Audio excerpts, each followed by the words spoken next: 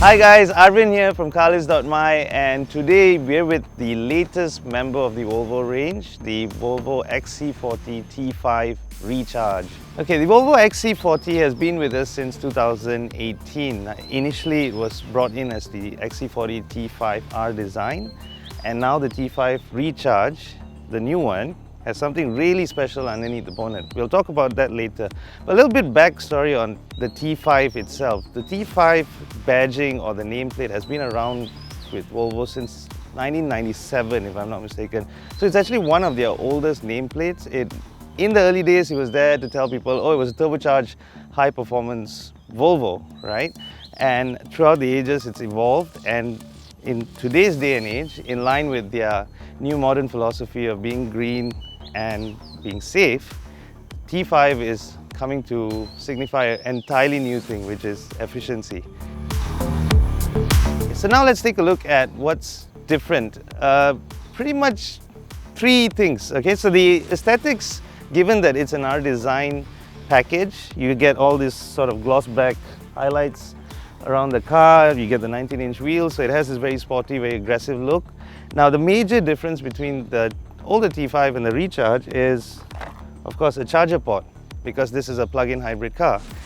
And as we go further back on the C-pillar, you get a trim line that says Recharge instead of the older R design badging. And finally at the back, we get a boot badge that says T5 Recharge. So it's a few subtle differences that you need to pick out, but that's about it on the outside. Now around the back, you still get the hands-free boot release. But there are a few more changes on the inside. So previously the boot liner, you could actually lift and fold it, and what that would do would end up with a partition here, so you could actually have two portions of your boot. Now we believe because of packaging requirements, now it's a one piece, which doesn't quite go up all the way. Now underneath you still get another small compartment where you can still put stuff, but because of packaging requirements, given that this car is a plug-in hybrid, so there's a lot of power electronics in the front, they've actually relocated the 12-volt battery to the back. So that's taken up a little bit of space. And another thing we've lost is the space saver tire that used to sit in this compartment right here. So yes, no more space saver tire, and now your battery is in the boot. On the inside, everything's pretty much as it was before, except for this metal scuff plate that reads Recharge. So on the inside is pretty much as before. We have this lovely fabric leather dual trim upholstery. Elsewhere you still see the gloss black highlights from the R design package, very nice piano black finish. And you still get the 9-inch Sensors Connect infotainment system, which is, for those who know, it's in pretty much all their models, so it's easy to get used to. And this actually beams all your music to an 8-speaker setup, which is lovely in the car. So yeah, it's nothing much different, but it's still an amazing place to be in. Now, as we mentioned before, most of what's new on the T5 Recharge is under the hood. So let's get into that. Now, in place of the older 2-litre turbocharged 4-cylinder engine is a new 1.5 3-cylinder turbocharged engine, which outputs 180 horsepower and 265 Newton meters of torque. Now, the engine is aided by an electric motor that pumps out another 82 horsepower and 160 Newton meters of torque. Now, when you combine the two, you get a total of 262 horsepower and a whopping 425 Newton meters of torque.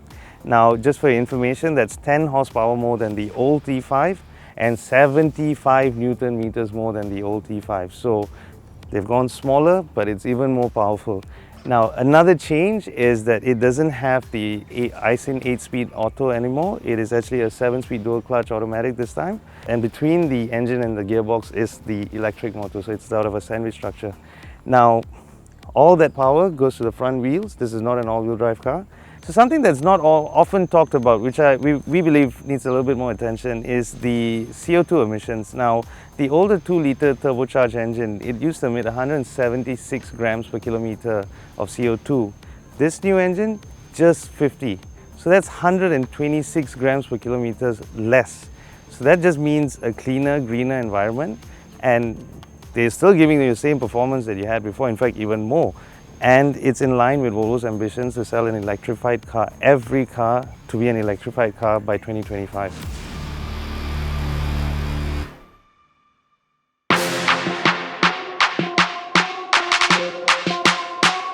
So we're now in the Volvo XC40 T5, and I'm sure the burning question is, how does it drive?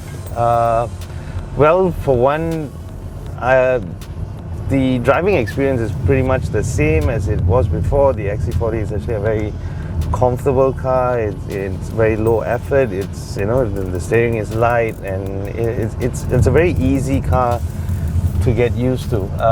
The other thing I love about the XC40 is its size. I mean, yes, granted, it's a small SUV, a small premium SUV, and it goes up against cars like the Mercedes GLA and the BMW X1. And in terms of its closest rival right now in the market would be the Mini Countryman Cooper SE Hybrid. Yeah, I know that's a mouthful, but that's also a 1.5 litre turbo with a plug-in hybrid system.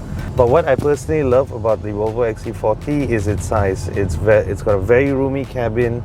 It's not too big that it becomes cumbersome in tight places. It's not too small that, you know, you struggle to fit your family in it. So it's just perfect in that sense. And I think it's the largest of its class, and for good measure. It's just the right size.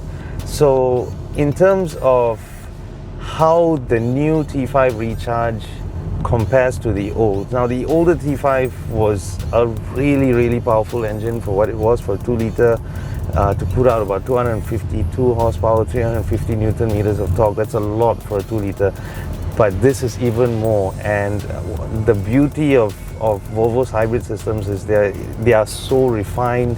Even with the battery depleted, you still have a sense that the electric motor is still working hard to you know, give you acceleration and give you performance where you need it. So it is a very good system in that sense. It's very well established, it's well tuned, and Volvo know what they're doing, to put it into fewer words. In terms of the torque delivery, it comes in at 1005. In fact, sometimes it feels like it comes in even faster. So if you're just trying to, you know, get off from a traffic light quickly, power's always there.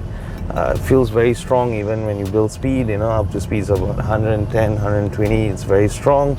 Of course, you know, the new Volvo from 2020 onwards, I think June 2020 onwards, all of them are capped off at 180 km. So yeah, this car, although it's got a lot of performance, will top off at 180 km. In terms of 0 to 100, it accelerates from 0 to 100 kilometers in 7.3 seconds. Very good. Just, you know, it's good enough. You probably won't want much more than that. So do I love it as much as the old T5? Definitely. I just love the torque, and I love that, you know, also if you listen closely enough, you can actually hear the engine and the hybrid motor actually working together. You know, they all have their little whirs, and you know, you can hear the wastegate on the turbo. You can hear the electric motor kicking in, and it's got that little whir. So I think I love that it's doing so much, but it actually, from a driver's perspective, it just feels like a normal car, and it's very strong, very powerful. Is there anything I don't like about the XC40 T5 Recharge? Well, it's not something I don't like, but I think it could have been done better. Is the braking. So when you brake in the T5 Recharge, what it does is it's actually using the electric motor to slow the car down first. So it goes into a regeneration phase, and then towards the end the brakes come on. Now there is a slight disconnect between when it goes to a regen phase and then to a braking phase.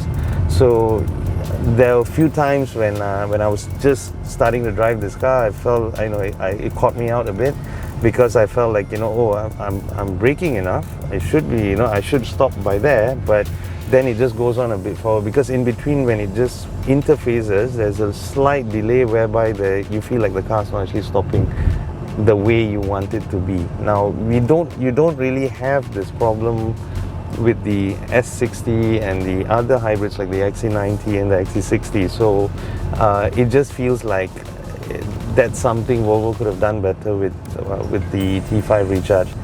That said, if you do, once you drive it for a few, I'm sure for a while, you kind of get used to it. So you preemptively, you're a bit stronger on the brake, and you can adjust to drive with that.